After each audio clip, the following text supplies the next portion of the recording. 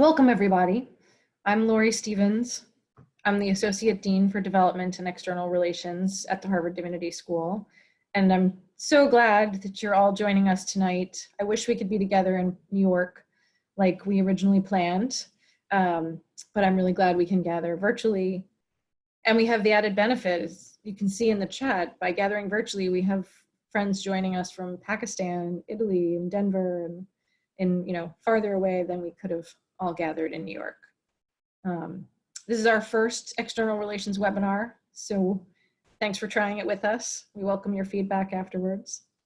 I just started at HDS just over a month ago, and already from day one was really struck by the strong sense of community here, but have particularly seen that through all the change and uncertainty in the past month, past several weeks, and just really just appreciate and admire the strong sense of community among our students and faculty, our alumni, our friends, our staff, and thank you all for being part of that. For tonight's gathering, we're thrilled to have Angie Thurston and Casper Kuile here to lead our discussion. They are Ministry Innovation Fellows at Harvard Divinity School, as many of you know, and they are the co-founders of the Sacred Design Lab, which is a research and design consultancy working to create a culture of belonging and becoming. We hope that tonight will be an engaging conversation with all of you about the changing landscape of community and spiritual life. Before we begin, I just want to put out the disclaimer that this webinar is being recorded, just so you all know. And as soon as we're able, we'll share it more broadly, through HDS website and our networks so that you can refer back to it. And with that, I will hand it off to you, Angie and Casper. Thank you so much. Thank you so much, Lori. Thanks, Lori. Yeah, welcome everyone. It's so good to be here with you. And for all those who may be new to Zoom, it's very good to be with you here on Zoom virtually today. For those who haven't yet discovered it, there is a chat box that's on the side of your screen. So you'll see a chat button at the bottom, and if you click that, there at the side will open up a panel where you can see people greeting each other from all over the United States and the world.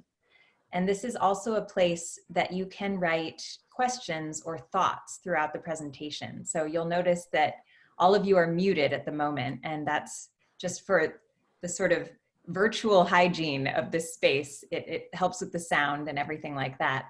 But we'd love to hear from you in the chat box, and we'll have a little time at the end of the presentation for some questions and responses. And we have an addition that if you'd like to make sure your message goes to the rest of the attendees and panelists, be sure to select all panelists and attendees when you make your comment. Is there anything else logistical, Casper, that we need to say? Oh, I will just say it's lovely to see some familiar names here. We've got Margaret, Ned, and Arlene, Kristen, Sheila, Nancy, Laura. Lovely to see you all. And for those of you who we haven't met before, I hope we'll leave this evening as friends. So glad to have you all here. Thank you. Beautiful. So you'll see a change now as I start sharing my screen, which has the presentation.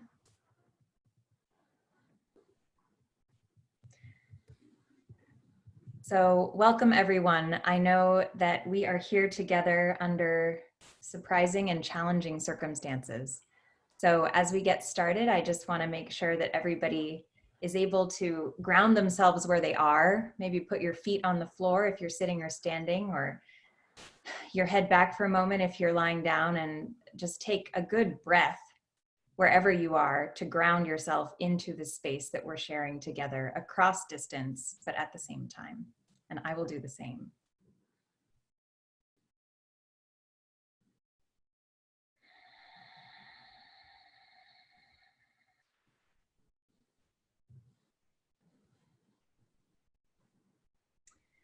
Thank you and welcome. This is Religion for a New Generation. I'm Angie Thurston. And I'm Casper Kuile. And we are both proud graduates of Harvard Divinity School and Ministry Innovation Fellows. In fact, Angie and I met in our very first seminar as graduate students way back in 2013 in the, for those of you familiar with the curriculum, the compulsory class for MDiv students, Introduction to Ministry Studies. And for those of you who might have been through that class yourselves, you'll know that we start that class by telling our spiritual autobiography, the kind of the story of your life seen through the window of the spiritual life. And as soon as Angie and I heard one another's, we said, oh, we should be friends. Little knowing that, you know, nearly a decade later, we'd be working together still. So we've been forged by HDS in wonderful ways. Exactly. One of the many great gifts of Harvard Divinity School has been our friendship and partnership in this work. So we're first just going to take you through some of the trends that may be familiar to you regarding shifts in generational religious identity and community. Oops. So as many of you may know, in the United States, religious disaffiliation has been the trend generation over generation. So this graph shows that the younger you are in America, the less likely you are to be affiliated with an organized religion. And so you'll see there on the left side is the youngest Americans. They're at almost 40% unaffiliated. And that's really where our work has been located, is getting to know millennials and members of Generation Z who are growing up and exploring meaning-making, identity, religion, trying to understand what is driving them. So here's just another graph that shows the percentage of each generation who identify their religion as atheist, agnostic, or nothing in particular. Again, you'll see the younger millennials even higher than the older millennials. And that nothing in particular bracket is particularly important because it's actually quite a minority of these young Americans who self-identify as atheist or agnostic. The majority are in this broad and kind of nondescript category that's here written as nothing in particular. And we've really tried to understand what some of their leanings are. And so the result of this huge shift is, first of all, an institutional crisis. We have more than 3,500 churches closing each year across the United States, 70% of non-Orthodox Jews who are marrying outside of the faith. And we don't have to tell you that trust in institutions of all kinds has been declining for quite a while. And so there's a real havoc within the institutional world of trying to understand and address these changing trends. One of the things just to say about these trends is that very often when people look at religious decline, it's easy to tell a story of failure, of things that weren't done right, or you know, strategic missteps. But what we really point to are the broader trends within the culture that are pushing people away from institutions and towards kind of individual pursuits in various ways. Now, I will say, in this moment, it feels like expertise is more important than ever. And so we might actually be at the beginning of a counter shift back towards trust within larger institutions. But within the kind of the bigger trends over the last couple of decades, this is definitely the case. Exactly. And so in addition to the institutional crisis, we have a series of cultural crises. So among the unaffiliated, there's a great deal of what might be called spiritual homelessness, or a kind of spiritual longing, folks being unmoored.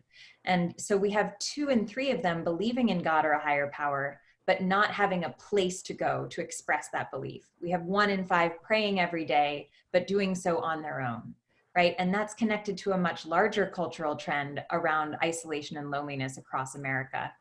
And as we're in this particular moment that's bringing us to be online instead of together in New York, of course, people around the world are contending with the realities of social distance in new ways. But even before the coronavirus, we were at a time when 1 in 4 Americans had nobody to talk to about what really mattered to them. 1 in 5 had only one confidant. So our distance from each other, our disconnection from each other was already rampant. And of course, this is connected to crises in people's personal experience. So climbing rates of stress, anxiety, and depression, suicide rates is a 30-year high. I promise the story will change after all of this, but we have loneliness at such a rate that it is reducing life expectancy at this point more than obesity or smoking. So there's a real there's a real crisis in terms of people's sense of personal disconnection and the toll it's taking on their mental health.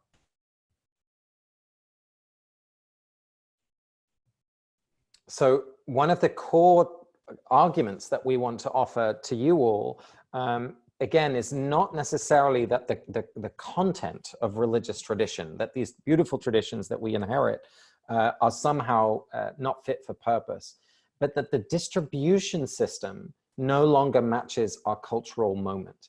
And in particular, we're noticing a real generational difference, just like those Pew statistics that Angie shared right at the beginning illustrate, that there's a real kind of a gaping chasm, honestly, between the traditions as we've embodied them within religious institutions and more young people. If you want to go to the next slide, Ange. But the thing that we want to anchor for you is that the longing that was expressed in these religious traditions is as strong as ever. And the way that we talk about those longings are threefold. And we want to share with you and linger on these three words in particular, because we found that these have been very effective words that conjure the kind of eternal wisdom and tradition that still resonates far beyond the kind of traditional religious sector. So when we work with organizations that are inherently secular, whether they're companies or civic organizations, these kind of words are safe to say, but nonetheless unlock something much deeper. So the first word that will not be surprising to you is belonging. You know, it feels more important than ever now to have rich relationships we talk about being fully known and fully loved. That experience of, you know, feeling really richly enveloped in relationship. And belonging isn't just about necessarily relationship with other people, but it's also relationship to place, to story, to a lineage across time. We think also about how belonging doesn't necessarily have to mean intimacy. It can also mean just a sense of you know, comfort, familiarity with your neighbors, for example, or people who sing in a choir or play on the baseball team. So there's a real sense of belonging that is central to the human experience. The second word that we like to think about is becoming. And this is really the idea that we grow our capacity to become the people we are called to be. So in a Christian context, this might be the word formation that some of you will be intimately familiar with. And in many ways, our culture is very, very focused on growth, on, you know, you talk about kind of life hacks and all sorts of ways in which we can become the best version of ourselves. So it's very important for us that we place the belonging first and the becoming second, so that we affirm people's existence and their goodness as they are. And then from there, there's this invitation to growth. My favorite inner Southern Baptist likes to say, you know, God loves you just the way you are, but too much for you to stay the same. So if you think about that sense of affirming and then invitation, that's really at the center of how we, how we're mapping what we see people's souls yearning for.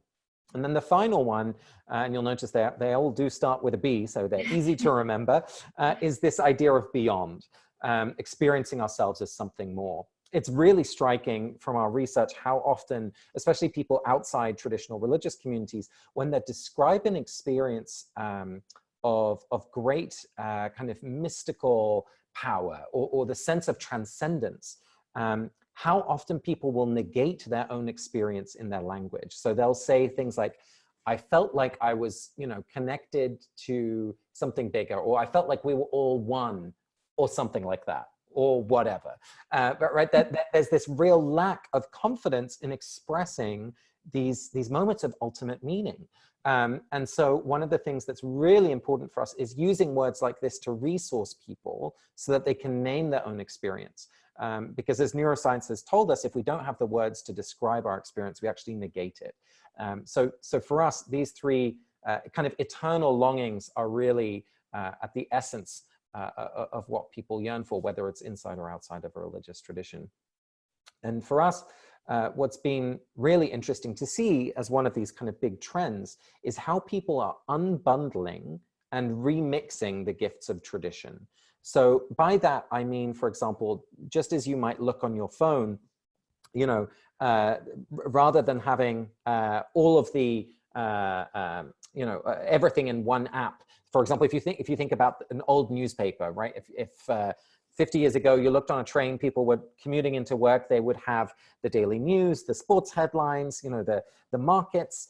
You'd have perhaps some personal ads, secondhand, items that were for sale, all sorts of services that were fulfilled by that one object. Well, today, all of those kind of offerings have been unbundled into specific apps so that you can build exactly the kind of iPhone that you want with all the different services. So say, example, you're a big puzzler, you can have all the puzzle things on there that you want. And if you don't care about sports news, well, you don't have to put the sports up in your phone.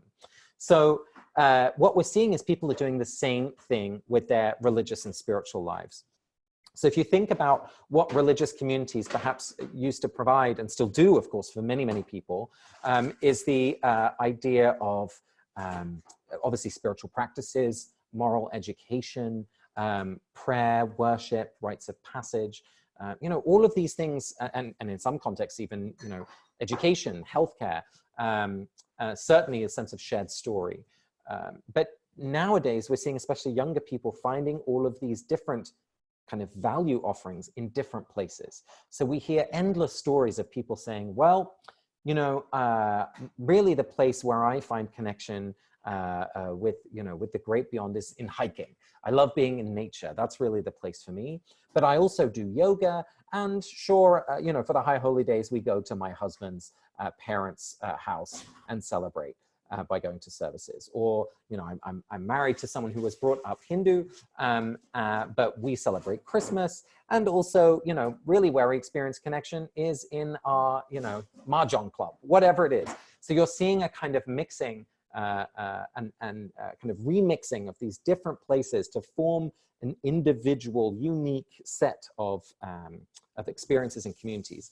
However, the downside of that is the more it becomes personalized, the less it's shared. And so that's one of the drivers for us that's been pushing towards this theme of social isolation. And I'll just add the way that that's really shown up. We've seen it amongst our peers at Harvard Divinity School, and since graduating, that increasingly as students come into HDS, right, they don't have a clear, either they don't have a clear identity that they can name on their application when it comes to their religion, or they have multiple religious identities. Or they have multiple religious identities, and those identities don't fully capture the extent by which they're drawing on different streams in order to fill their spiritual lives. So that's become a real challenge. If you speak with Carrie Maloney, who's directing the religious and spiritual life, it's like, well, how do you have a noon service if you don't have the Methodists and the Lutherans and the Baptists? If it's a whole bunch of people who have this whole mixture of things, what is it that brings them together? How do they cohere, and how do they form community? So I'm curious if you have access to the chat box. I'd love to hear if this is resonant in your experience, whether you're seeing this in the life, perhaps your own life, the life of your children, or other friends and family that you recognize. And in the meantime, we'll keep moving through. So our work really started by looking at, as these major trends were happening, Angie and I were really interested in saying, okay, well then maybe young people are not going here, but where are they going? And so we spent a number of years really looking around into, first of all, our friends, but then friends of friends, and then much further beyond, looking at what were the places where people were going to find belonging, becoming, and this connection to beyond. And so here are just some logos of some of the communities that we encountered. And you can even see just by the logos and the color palettes and the shapes that there's a very kind of consistent visual language even within these trends. So we're going to tell you about a couple of communities like this, but you see adult summer camps like Camp Grounded, you see fan communities like the Harry Potter Alliance, you see fitness communities like November Project and Soul Cycle. But more than any, when we asked people, where do you find belonging? There was one very surprising answer, which was CrossFit. Now, I wonder if any of you are CrossFitters. This, of course, is a sort of fanatical fitness community that's famous a little bit for its evangelism, I always like to say, how do you know if someone does CrossFit, went to Harvard, or is vegan? They tell you. People are not afraid to tell you about CrossFit. CrossFit is not just a place like a gym where you go and use the kind of fitness machinery. It's oriented around classes that happen, same time every day. And so people will show up here not just once a week, but 3, 4, 5, 6 times a week. It really becomes the social hub of people's lives. The workouts are inherently social. You often start, for example, before the class begins, everyone introduces themselves, just says hello. This was the highlight of my weekend. People work out together in pairs. Often the workouts are designed to be shared. But what's really striking is the kind of religious elements that happen within a CrossFit class. So, for example, different workouts are named after fallen soldiers or service people. So, an individual workout that'll happen across each of those fitness communities, of which there are now 15,000 CrossFit gyms around the world. There's a sort of culture of honoring the dead. When people care for one another, if someone needs a ride to the hospital or if someone's diagnosed with breast cancer, people organize GoFundMes. People organize, mums and babies workouts. There are talent nights. There's beers on a Friday evening. There's going away parties if someone's moving to a different city. And when we interviewed one of the co-founders, Greg Glassman, he came to the Divinity School, and we provocatively called the event CrossFit as Church, ? He used the most remarkable language, talking about, I'm not trying to build a skyscraper, I'm trying to shepherd a flock. I'm trying to tend an orchard.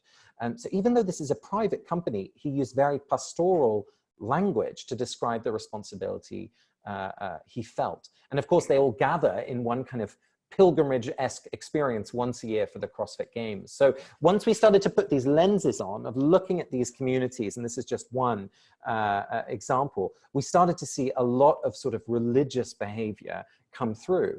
And so much so that people are getting married and having their funerals in spaces like this, that, when a loved one dies, they're approaching their fitness trainer to ask about guidance that really you would expect to ask, a spiritual leader. And of course, none of these folks have been trained for that kind of experience. So I'm sad to say that sometimes it goes horribly wrong in terms of the relationship between a trainer and a congregant. One example that still sticks with me is we interviewed a SoulCycle instructor who said, well, just this Sunday, someone texted me at 4 p.m. in the afternoon and said, should I divorce my husband? That's not what you expect to do when you're training to not be. What she was trained for. No, exactly. So all of this to say, we noticed how more and more that especially younger people were bringing their kind of religious, spiritual lives to these secular institutions. Right, and that's important to note that all of these communities that we're finding, these are all secular communities. So despite the fact that they're places filling these eternal longings, that the longings of the soul, that they're nominally secular. So that's part of what made it so remarkable to Casper and me as we started doing this work together, is reaching out to these leaders, asking about their work and what people were finding in these spaces, and more discovering that both the language they used for it and the content of what was actually going on felt so deeply religious. So go ahead. Oh, I was moving on to the dinner party. Yes. Is that right? So one other example, just a very different structure, is the dinner party. This is a community, again, for people in their 20s and their 30s mostly, who are gathering around a table to share a meal, having experienced significant loss. So often it's younger people who've lost a parent, perhaps a sibling or another loved one.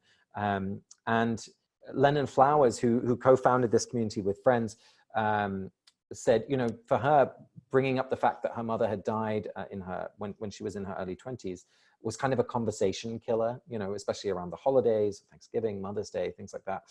She just wanted to talk about life through this lens of loss. And so she got together with some friends who had a similar experience, and very quickly the idea spread to hundreds of tables, as they describe it now. So there's hundreds of these micro communities that gather usually once a month or so to share a potluck meal, gather at someone's table, and just be together. And it's not necessarily a sort of grief group. It's really a space for people to talk about their life after loss. That's the phrase they use, life after loss. So if you maybe have a new job, maybe you have a new partner, what does it look like through that lens of the experience of loss? And the dinner party, I mean, you'll see the echoes already. Of course, elements of small group ministry, you'll see a lot of ritual sharing of food, spiritual accompaniment, again, memorializing of the dead, but also kind of in moments of distress. For example, one of the hosts of one particular table very sadly took their own life, and Lennon, who was running the national and now global network, suddenly was flying out to be in the city where this table met, and very much in a sort of priestly rabbinic role, accompanying people through a second loss.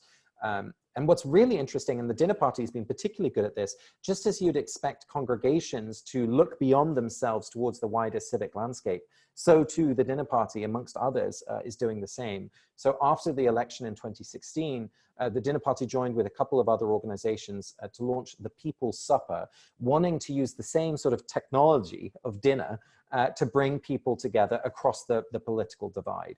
So they've done incredible work bringing people, across the red-blue landscape to sit down and share a meal and to connect as human beings first before talking politics.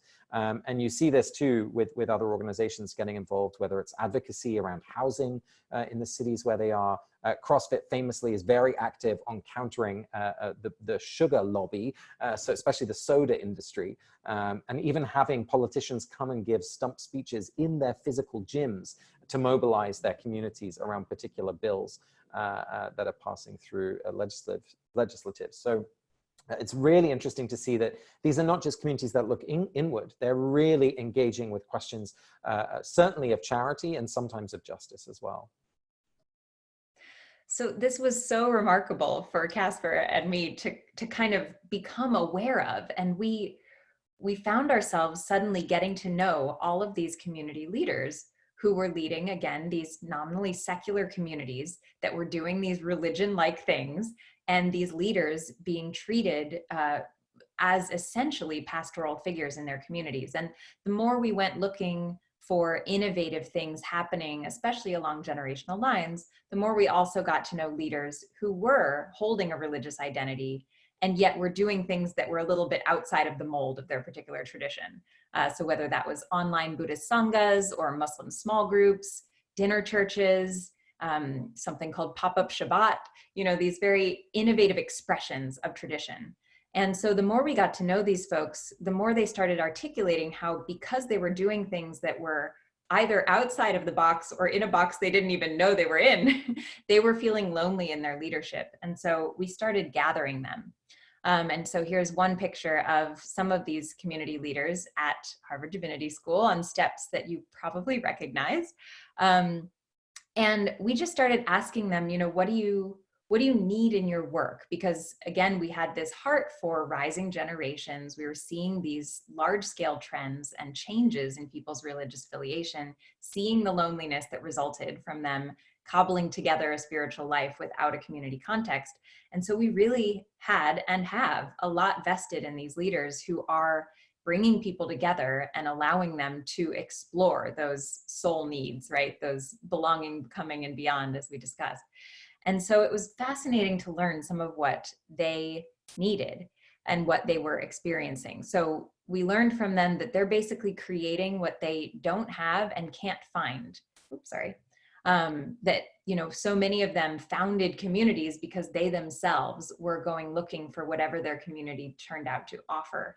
And so that's part of what made it so tricky that they ended up filling these pastoral roles, is because people would come bringing their whole lives to these communities, right? So many of these younger people being cut off from community in their own lives are suddenly like, great, as Casper said, right? I'll go to my soul cycle instructor with this question about, one of the biggest decisions in my life. And so here you have all of these really good-hearted leaders who are filling roles they were not trained for. And yet what was also fascinating to find is that part of what put them in a position to even be able to imagine the communities they then created was that many of them themselves had grown up in religious contexts, experiencing the best of religious community. So they were the pastor's kids and the kids who had grown up going to Jewish summer camp, right? These were leaders who had what we talk about as the spiritual imagination to actually build community beyond what their peers were experiencing. And so basically they need all the things that someone in a role like that would need, as we know from, getting trained in ministry, and they don't have access to it. So they need not to be alone, right? They need peers along this journey. They need training and authorization. As Casper said, often things can go very wrong when you have those kinds of power dynamics and you're not anticipating it. They need mentors and elders. That's ended up being a huge part of our work that we would never have seen coming, is just the extent to which we've tried to facilitate intergenerational relationship, and particularly relationships centered around spiritual accompaniment of young leaders. They need water from the well in the sense of spiritual formation, in the sense of being able to nourish themselves spiritually so that they can then nourish others. And they definitely need financial models that work. And this comes up again and again when there are no denominational structures to support what they're doing, or when the denominational structures as they are not fit for purpose as a match for what these new communities are creating. And then that also, of course, has impact on what's needed in terms of institutions.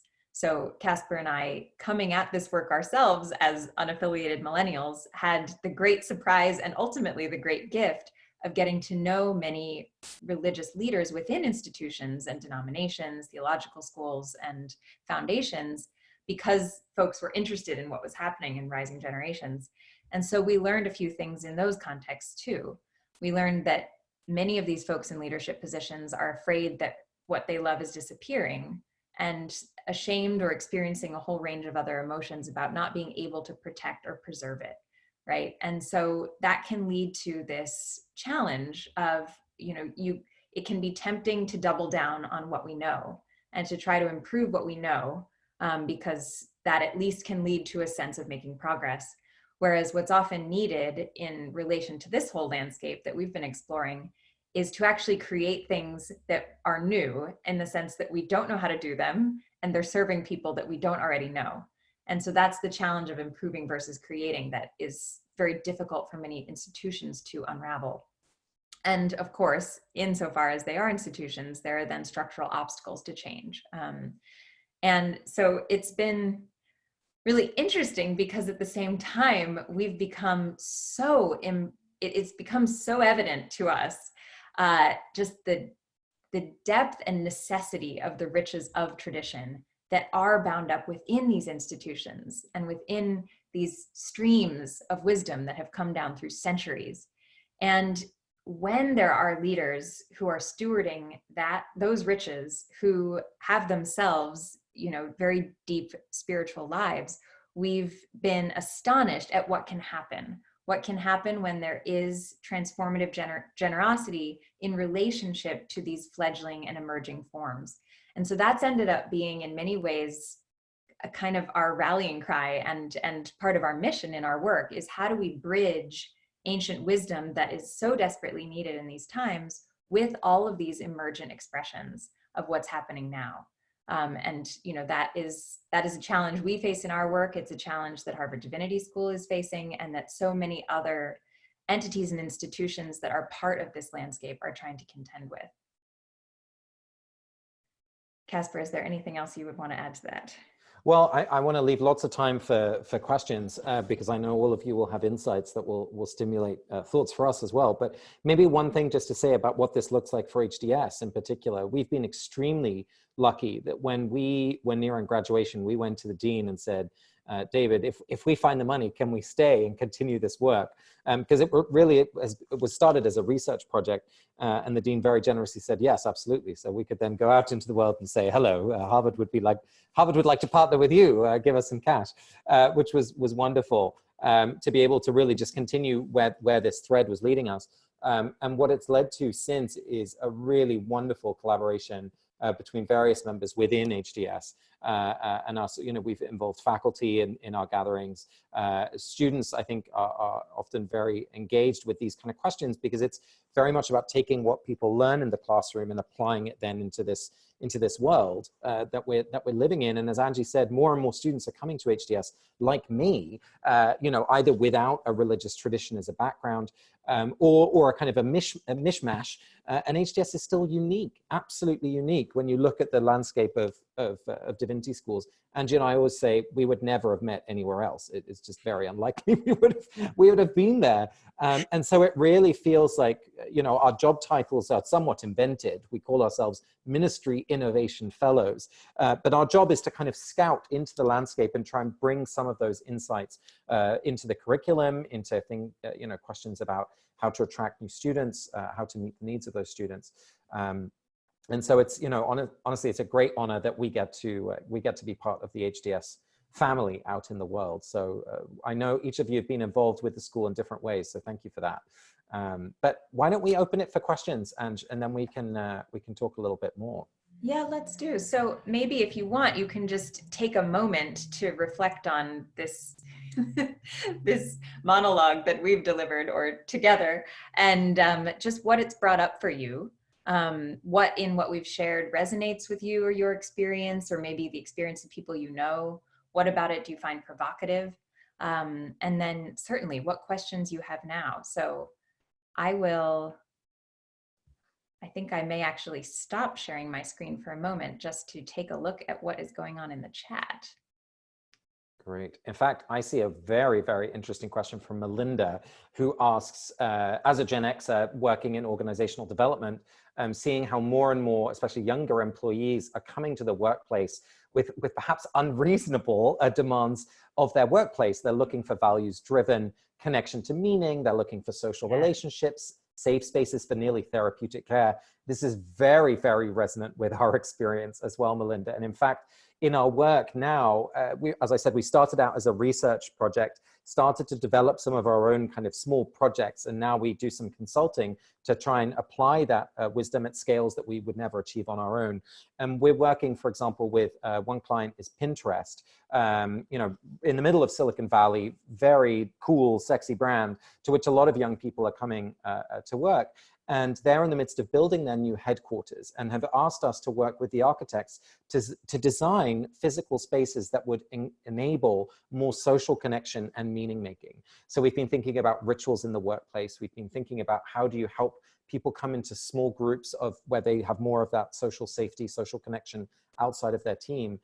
Because exactly as Melinda's saying, as people don't find that elsewhere, in third spaces outside of their workplace or their home, there's a real hunger for that wherever people can find it.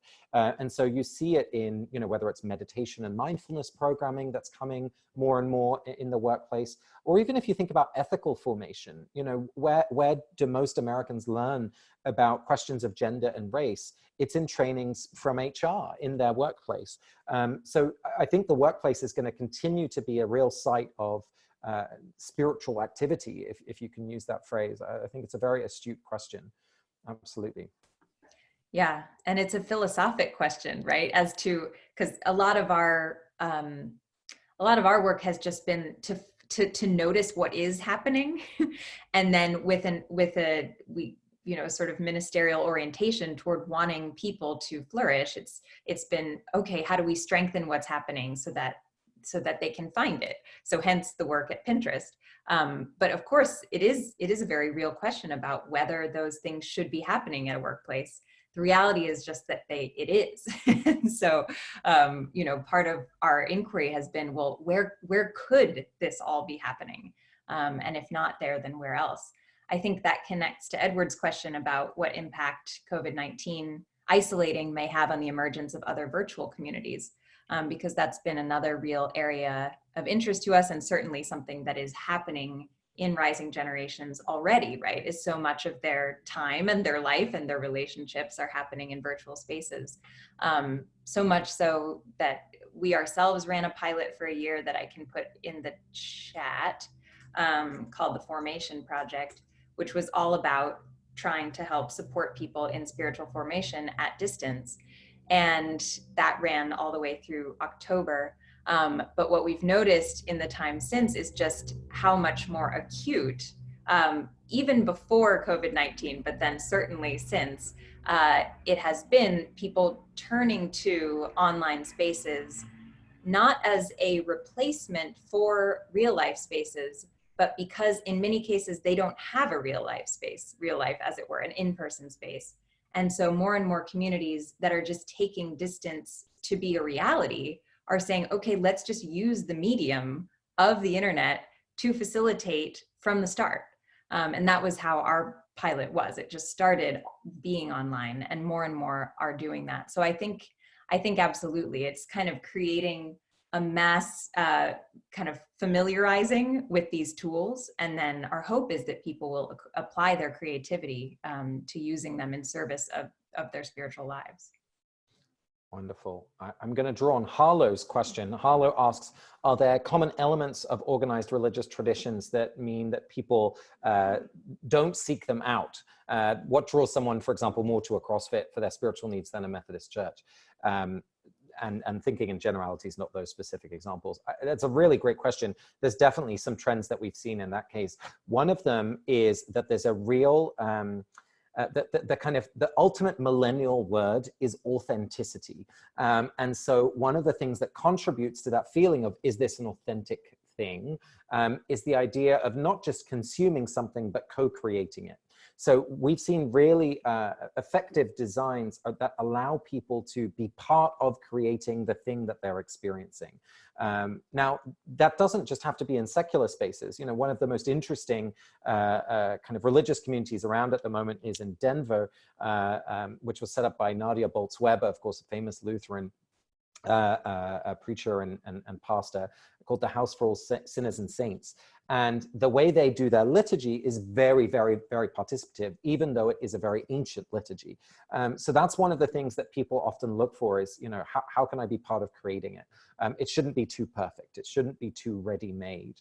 But there's also a really interesting theme, and I think the fitness communities are important to look at, for two reasons. One is that they are much more financially sustainable than many other of these new communities that we've seen, because they essentially sell something that people know that they should want, right?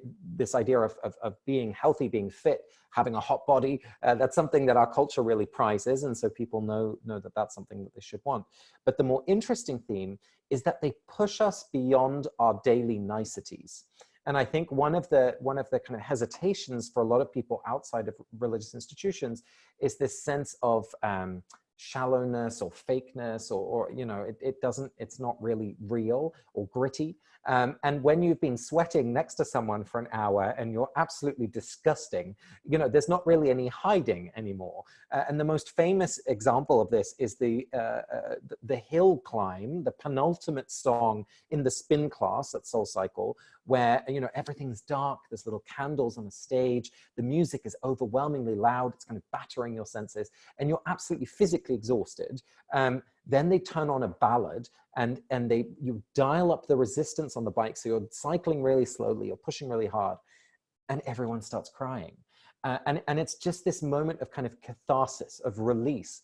And there's an experience for people of intimacy and connection with one another through their physical bodies, which is much, much harder to get to just through our intellects or you know, just through unless we're really moving our bodies. So I think one of the themes definitely that I would point to, Harlow, is this sense of embodiment. Are there practices that are really physical? And of course, there's many religious traditions that have those elements, whether you think of walking in pilgrimage or the aesthetic disciplines. So in the Jewish context, for example, you've seen the reemergence of the mikveh, of the ritual bath, in a very interesting, progressive way, not just marking kind of ritual purity around menstruation, but also now allowing people to mark a gender transition or a graduation from college or a divorce. And it's become enormously popular within the kind of progressive Jewish sphere. So just really thinking about that embodiment, I think, is another theme to look at. Absolutely. I will turn to Jennifer Cleveland's question. She asks how Harvard offers those noonday prayers when people come from so many backgrounds, and also just identifying the challenge of being caught in the improving versus creating. And I imagine others may be there as well. I will put in the chat here the latest noon service, which is now being recorded as a podcast because, like everyone else, HDS is now going online. And so it'll give you an example, but as many of you know, the noon service it's offered from a different religious tradition every time. So they just go all in on that tradition. And that's part of what's made it challenging lately when you have so many people with a multiplicity of traditions. So Casper and I co-founded the Harvard Divinity School Religious Nuns, NONES student group while we were there, which was attempting to create community around that multiplicity of identity. But that is definitely a work in progress. The other thing I'll put in the chat is this is a link to our website and the 6 reports that we've written over the last 5 years or so. And one of them is called Faithful.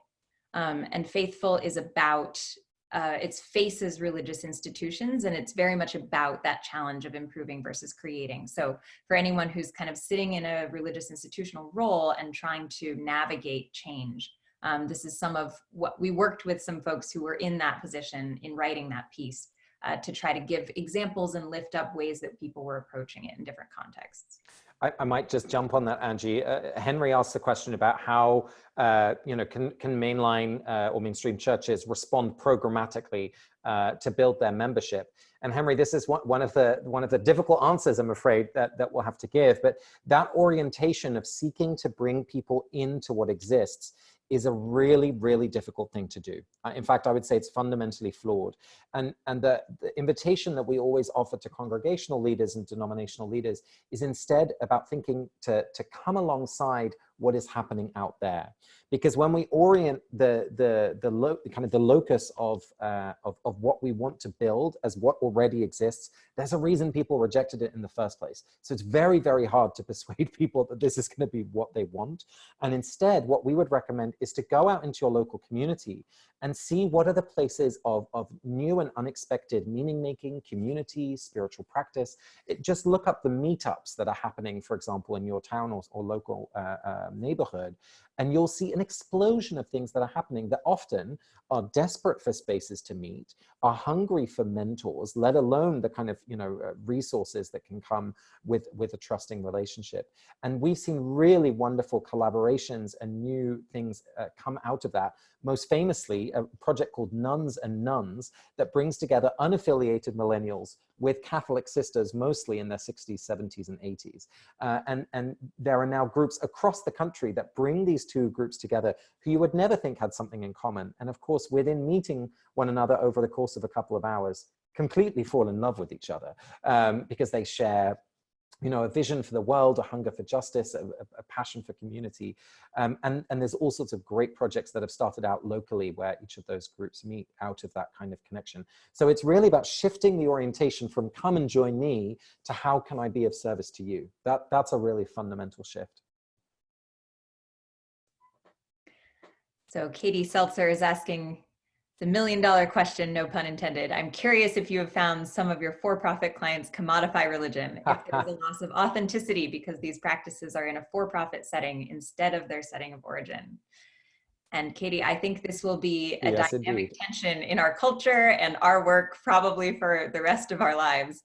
I mean, on the one hand, absolutely, right? I mean, SoulCycle is $34 a class. CrossFit is no joke in terms of what it costs to have a membership. And of course, whether it's Pinterest or what have you, right? We have this for-profit landscape that a lot of these religion-like practices and experiences are showing up in. And of course, that means that they can be experienced by some and not by others.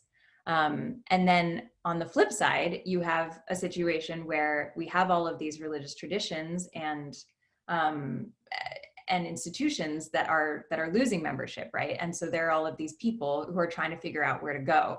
And that's where the tension lives for us, is out of this sense of we want people to experience that which is going to help their soul to thrive, right? Across the board. And we're existing in a context, at least in the United States, of capitalism, which has been entangled with religion all along. But we're seeing that kind of express itself in new ways. And so it's one of our favorite questions actually to try to explore is what will be the financial models of the future that will make it possible to actually, you know, create the world our hearts dream of, right? Because, you know, at this point, we're certainly not, we haven't figured it out, as it were. There are a lot of beautiful expressions. There are a lot of complicated expressions. There are a lot of problematic expressions of spiritual life going on right now. We would love for more of the population to have access to what is going to help them to thrive. And that's going to take some serious innovation and probably some serious reshaping on a structural level. One of the things Casper and I talk about a lot is the desire for the religious infrastructure of the future. Right now, so many of these community innovators do not have health insurance, do not have sustainable financial models. So we're really eager to figure out, you know, what wisdom we can bring to bear from across our traditions and from the current moment that will allow for a sustainable future for people to be able to access religious life. Ned raises a really important question. Do these innovative initiatives bring people together across class, racial, and ethnic boundaries? Very, very often, the new projects start when someone experiences a need, goes looking for it, doesn't really find something that speaks to them, and then creates it themselves. And the first person they draw in, or the first people they draw into the project are their friends. And, you know, as everyone is very familiar, most of us have friends that look and sound and are from places like us.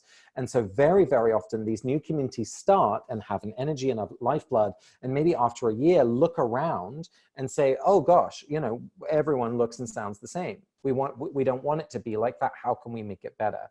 And it's often already too late, because you've then created a culture to which other people who look at this community will say, oh, that's not for me. Or like, oh, wow, that's really for me. So this is a real, real challenge. I think some of the best examples of people who've done this very, very well, one of them, Ned, you'll be very familiar with, was the Sanctuaries in DC. This was what they called a diverse arts community with soul, led by an HDS graduate who was a Unitarian Universalist minister, but was very, very expansive in building that community and very intentional about not having one physical place where he brought the community together across the DC area, because knowing that, you know, if you choose this place, those people are going to know it's not for them. And if you choose this place, these people are going to know it's not for them. So he was very intentional about building a very multiracial, multi-religious, multi-ethnic, multi-everything leadership team and places to meet. Now, sadly, the Sanctuaries really struggled to build a financial model that worked. And so for us, it's particularly sad because it's one of the best examples of a multiracial organization. I think class might even be more difficult. So you're absolutely right to ask that question. And I think, again, this is one of the things that communities can learn from religious traditions, because at their best, a congregation is really a place where we sit next to someone we would otherwise never meet. So it's absolutely a challenge for a lot of these new community leaders. Well, I know we have only a minute. Oh, and I can't hear you, but now I can. Okay, great. I know we have only a minute left or so. We have such a beautiful question from Ann Browdy about who will be the mentors of the next generation when those trained within traditions have passed. And that connects to Nicole Wood's question just about, you know, more about this infrastructure and how do we empower more people to receive spiritual care and belonging. I can certainly say that those questions are at the heart of what we're dedicated to. And so I hope that we will have things to point you to in the coming years as examples. We did an elder pilot, for instance, as one for Anne, that was just an experiment in connecting elders and mentors to these rising generations. But we know it's going to be vital in everything that we do going forward, and we hope that so many of the communities we try to support will do as well. So sacred.design is the website where we can be found in that ongoing work. We have a newsletter that we put out once a month or so that will keep you apprised of everything that we're up to. And I will turn it over to Lori. Thank you so much, Angie and Casper, for leading this presentation, this discussion, and thank you to everyone for being part of this. We'll share the recording of this webinar as soon as we're able. And we're also going to send out a survey in the next few days just to get your feedback on, what you thought about this discussion, what you're interested in hearing more about, through our virtual events.